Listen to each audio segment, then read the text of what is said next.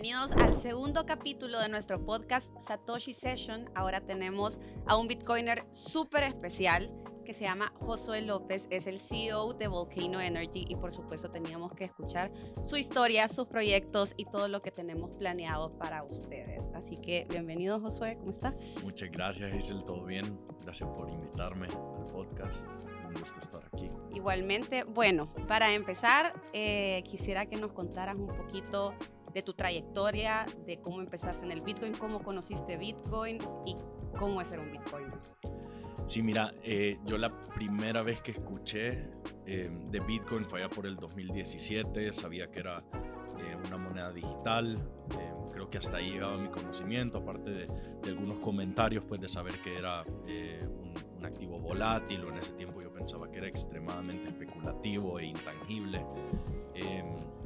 Ya por esos años yo ya tenía la idea de que quería estudiar finanzas, entonces me había metido mucho en el mundo de ver los diferentes activos, comodidades y intentar ver un poco en el mundo en el que al que yo me quería dedicar. Entonces por ahí lo conocí mientras estudiaba varios diferentes activos, me salió Bitcoin y pues era lo poco que sabía hasta este momento. Lo usé por primera vez en el 2018 cuando me fui a vivir a Suiza y me encontré con el problema de que los bancos no me dejaban hacer transferencias internacionales de El Salvador a Suiza, sino que tenía que seguir como un corredor de intermediarios bastante complicados y en el proceso pagar comisiones bastante altas en mi opinión. Y fue cuando conocí a un amigo de la universidad. Él me dijo como, mira, ¿y por qué no compras Bitcoin en El Salvador y luego lo pasas a tu wallet y luego lo liquidas en Suiza? Y comencé con un poquito y luego me di cuenta haciendo pues, la matemática de que resultó ser mucho más factible, mucho más eficiente que mandarlo a través de un banco, aparte del hecho de que en vez de tardarme de 3 a 5 días hábiles, fue en cuestión de 10 a 15 minutos que pude hacer toda la transacción. Sin embargo, para ese momento solo lo usaba para eso, como un mecanismo de transferencias. En ese momento no mantenía Bitcoin, no lo compraba y definitivamente estaba muy lejos de minar. Y en esos tiempos pues nunca me pude haber imaginado que se iba a convertir en una parte tan grande de mi vida, que iba a formar y direccionar mi carrera. Ok, qué buenísimo. La verdad es que creo que la mayoría de Bitcoiners han empezado como por cierta necesidad de una moneda que les dé las facilidades que en ese caso te dio a vos Bitcoin. Y quisiéramos saber también un poquito de qué estudiaste, cómo llegaste, me estabas hablando del minado de Bitcoin, cómo llegaste a minar Bitcoin y cómo es ser un minero de Bitcoin. Sí, mira, yo estudié economía y matemáticas en una universidad en Suiza y mientras estudiaba yo comencé a trabajar en un fondo de capital privado, un private equity, y ahí comencé a tener mis primeras experiencias ya directas con Bitcoin. Fue la primera vez que compré Bitcoin, de hecho me lo dieron en la forma de un bono por una cosa que estábamos haciendo cuando aún era un pasante, o incluso cuando llegué a ser analista. Ya digamos recibía parte de mi compensación en Bitcoin, sin embargo en el tiempo no tenía tanto conocimiento sobre Bitcoin, entonces usualmente hacía lo que muchísima gente hace, que es o vender su Bitcoin, pasarlo a dólares, o en ese caso eran francos suizos, o simplemente comprar lo que se conocen como shitcoins o altcoins. Y no me volví solamente de Bitcoin hasta que una de esas altcoins se desplomó, y ahí dije como, bueno, nunca más voy a jugar este juego de intentar especular sobre qué moneda va a subir, sobre cuál bajar, sino mejor voy a comprar y voy a mantener mi Bitcoin. Ya para ese punto ya había aprendido bastante, tanto de mis jefes como de mis colegas o empresas relacionadas al fondo, sobre lo que era Bitcoin. Y luego a finales del 2019, me parece, hicimos una adquisición, una inversión en una empresa de minería que trabajaba en los nórdicos, y esa fue mi primera exposición a una mina. Sin embargo, no la operábamos nosotros, sino que la operaba un tercero.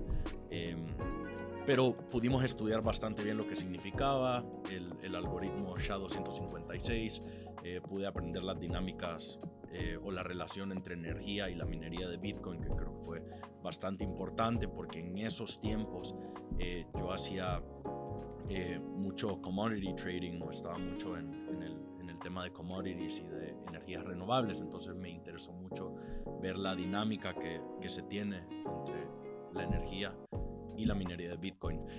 Yo no operé una mina de Bitcoin personalmente hasta el 2021, donde compré mis primeras ASICs personales. La fui a conectar debajo de mi cuarto en mi casa y me hacían un ruido inimaginable toda la noche. Pero y el calor, ni me imagino. Y el calor horrible.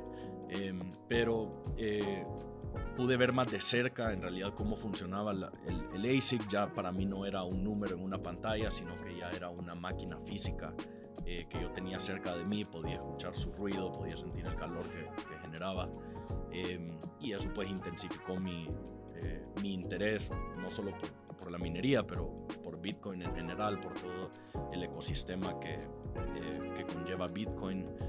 Y luego comenzamos a montar ya nuestras primeras minas que operábamos.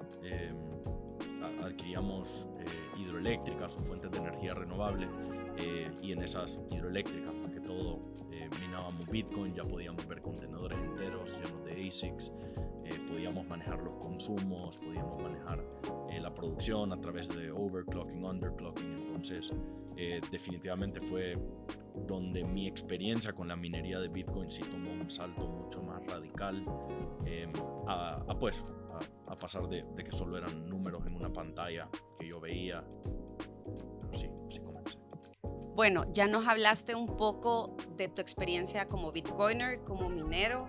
Ahora quisiera saber cómo pasaste de todos estos proyectos de minería al main project, por decirlo así, que es Volcano Energy, y cuáles son los proyectitos que vienen aquí en corto y mediano plazo.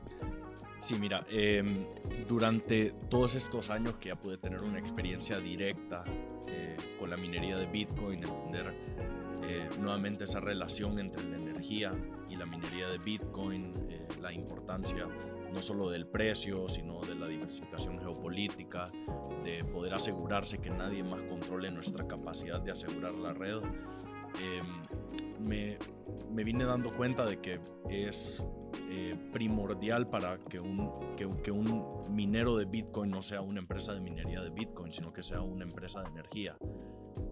Y lo puse como nuestra misión de poder generar nuestra propia energía que usemos en autoconsumo para minar Bitcoin. Entonces eso lo comenzamos a hacer con las fuentes de energía que son un poco más fáciles de implementar, en este caso fotovoltaica, que si bien es una energía intermitente y se pudiera pensar que no pega bien con un consumo de energía que es constante, es al 100%, 24/7, tú tenés que inyectarle energía a las ASICs para que las puedan consumir. Sin embargo, nos dimos cuenta que era la energía más barata y más fácil de implementar en el corto plazo. Entonces nos pusimos como misión desarrollar factibilidad financiera para desarrollar un proyecto que como base tuviera la energía intermitente, en este caso fotovoltaica y eólica, y eso nos trae a donde estamos ahora, que estamos desarrollando 250 megawatts en una combinación de fotovoltaica y eólica para suplir nuestras necesidades de energía para minar Bitcoin en el corto plazo. Esto lo hacemos a través de una serie de leyes que permiten que grandes generadores puedan inyectar su energía a la red a un muy bajo costo y la puedan consumir a ese mismo costo o al costo de producción a las horas que ellos necesiten. O sea que nosotros podemos inyectar nuestra energía intermitente en exceso durante el día, consumir solo la parte que estamos consumiendo mientras generamos, al menos esto para la parte fotovoltaica, y consumirla durante todo el día sin interrupciones. Así nos aseguramos de que nosotros seamos dueños de la misma energía que estamos usando para minar, para asegurar la red, para verificar bloques. Y esto nos protege de muchos factores.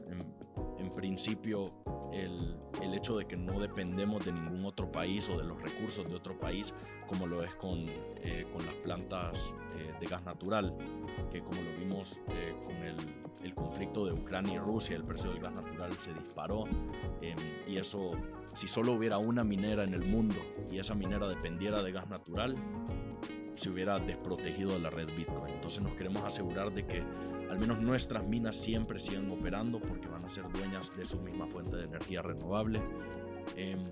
Sin embargo, no solventa todos los problemas, porque ahora se volvió un tema de cómo escalamos la operación acá en El Salvador. Energía intermitente a través de esta ley de neteo solo puede llegar tan lejos. Llega a un cierto punto donde ya no le creas un beneficio a la red, sino de hecho la comenzás a dañar, comenzás a inyectar demasiada energía durante ciertas horas y luego solo la consumís en la noche. Eso no es sostenible para una red grande. Obviamente ya cuando son proyectos de gran escala, cuando ya querés comenzar a minar arriba de los 100 megawatts. Entonces nosotros siempre lo tuvimos como objetivo de buscar una fuente de energía que cumpla ciertos requisitos. Primero, que sea renovable. Segundo, que podamos controlar ese recurso, o sea, que no dependamos del recurso de alguien más. Y tercero, que nos dé una capacidad de producción de casi el 100%, o sea, que no solo produzcamos durante el día o no solo produzcamos cuando el viento esté soplando, sino que produzca siempre. Y nos encontramos con una de las mayores riquezas del Salvador, que de hecho solo se explotó en los años 80 y después quedó bastante olvidada, que era la energía geotérmica, que El Salvador tiene reservorios geotérmicos enormes bajo sus tierras, por algunos conocen como las tierras de los volcanes, y por eso mismo que la empresa se llama Volcano Energy. Nuestro objetivo siempre fue desarrollar una planta geotérmica para alimentar nuestros mineros. Solo en ese momento nos vamos a convertir en una empresa o en una minera de Bitcoin que realmente es independiente de cualquier otro factor y tiene seguridad de que siempre va a poder seguir asegurando la red. Sin embargo, la energía geotérmica tiene sus complicaciones. Primero, es un proyecto que toma de 4 a 7 años en desarrollar. El CAPEX o el costo de capital es bastante alto, no solo porque tenés que contratar taladros que bajen a 1000 metros, lo que es muy muy caro, sino que también tarda mucho tiempo en el que tenés que mantener una operación que no te va a rendir frutos hasta que comiences a generar energía.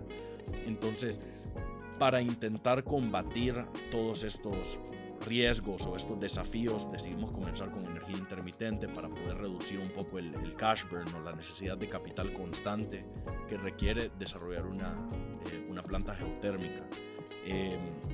Básicamente el país tuvo que comenzar de cero, tuvimos que buscar talento de fuera que viniera a El Salvador y nos ayudara a desarrollar estas plantas geotérmicas, pero en el mediano plazo el objetivo es que Volcano Energy pueda hacer uso de su planta geotérmica para minar Bitcoin, y el resto de las energías intermitentes que hemos desarrollado para llegar a ese punto puedan servir a la población salvadoreña, inyectando esa red a su costo inyectando la energía a la red a su costo de producción, por ende aliviando un poco el bolsillo de los salvadoreños, pudiéndoles dar energía de buena calidad y a un menor precio.